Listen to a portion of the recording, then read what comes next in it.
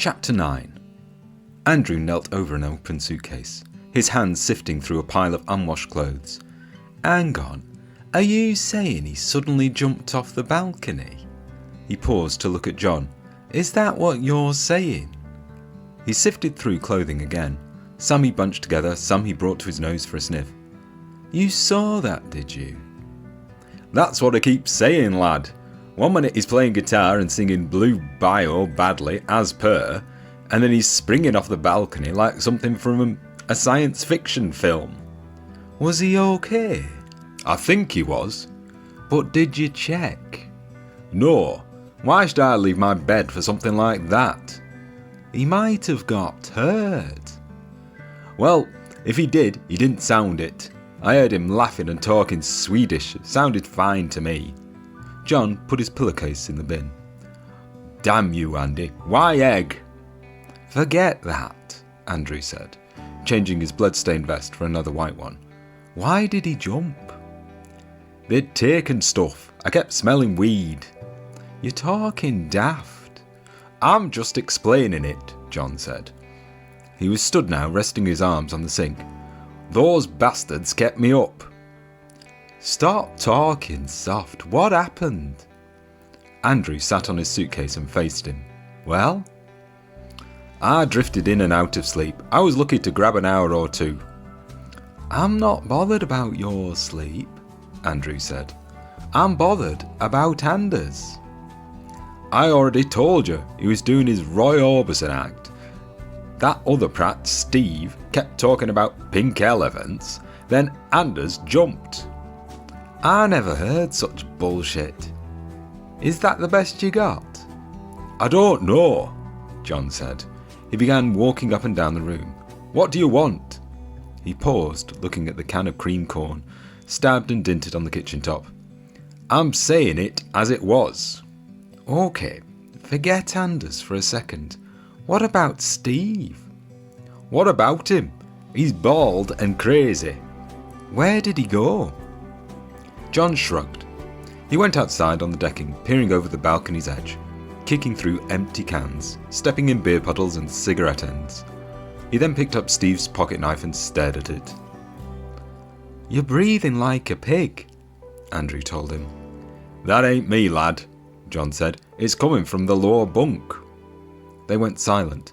They listened to grunts and snorts and began pushing each other towards the animal-like sound. Go on, soft lad, John said, nudging a fist into Andrew's back. Go on, go see what it is. Okay, I'm going. Andrew crept forward, stepping on empty cans, wincing as they crushed underneath his bare feet. I'm going. Fuck off with your fist. Leaning over the bunk, he saw the profile of the snorer's face, covered with a bedsheet, and where cloth dampened with saliva moved in and out near the snorer's mouth. He lifted a piece of sheet and, turning to John, said quietly, It might be Anders. Yes, possibly, John said. Now get on with it. Andrew's fingers disappeared on the sheet, patting the snorer's head slightly. It's not Anders. Well, who then? John came behind Andrew, nudging him again with his fist. Who is it? I can feel a bald head. Get under there, get a proper look. Andrew took a breath. He lifted more bedding. Bloody hell, John said, bobbing down, putting his hands over his knees and craning his neck. Right, I see. Cover him up again. What shall we do? Andrew covered the snorer's face and stood side by side with John. Well? I don't know. Let him be, I guess. Maybe we could wake him. I'm not waking him. We need to go soon. He might know about Anders. I'm not waking him. Both paused suddenly, eyes moving towards the door now, listening as a key rattled in the lock. No need, John said. Sounds like he's back. The door opened, but no one entered. There was heavy breathing in the corridor for a while, and they listened to it, looking at each other suspiciously. Then a small, dwarf-like man swayed in, wearing a vest and slippers, clutching his chest with 4 stubby fingers.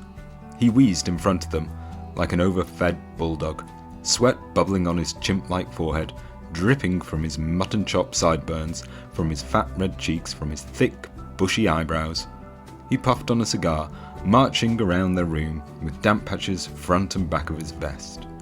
His neck and shoulders were very wide, grey hairs curled on them, and down both arms too.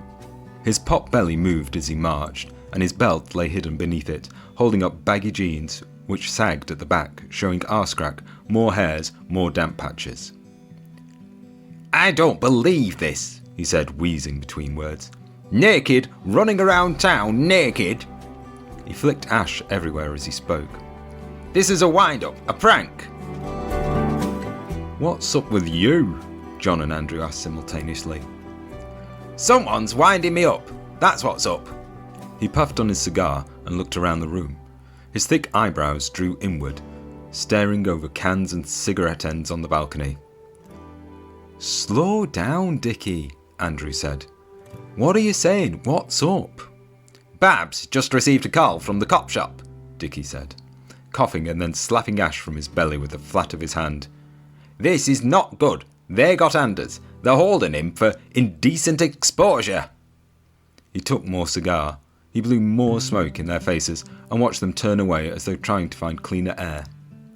"The dirty sod," John said, coughing, looking up at the ceiling.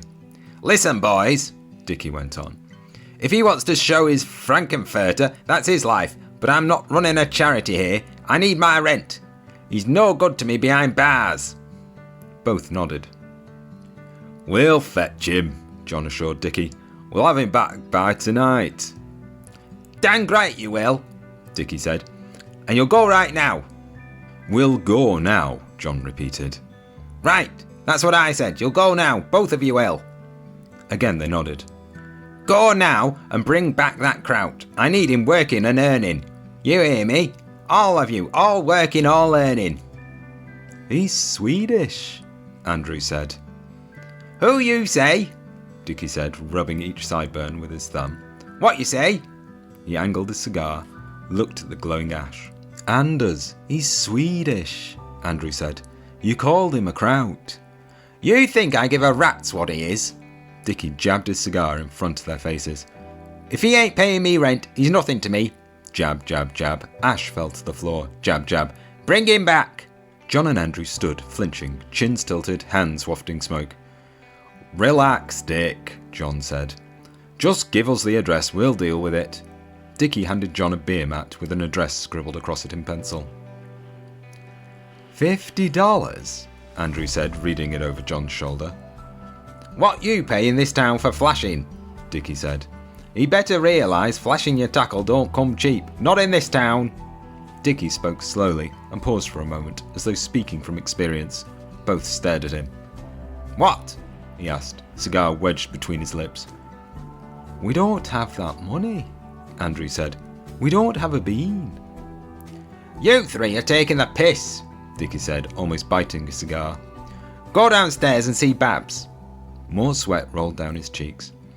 "I'm subbing you the 50. Now go." "Sure thing, Dick," John said. "And in the meantime," Dickie yelled, bending to scoop something off the floor, "I'm holding this guitar as collateral. And one more thing." Both were pushing past him now, shuffling out into the corridor. Andrew, barefooted, pumps in hand. "I want interest on my 50. You hearing me?" Neither answered him.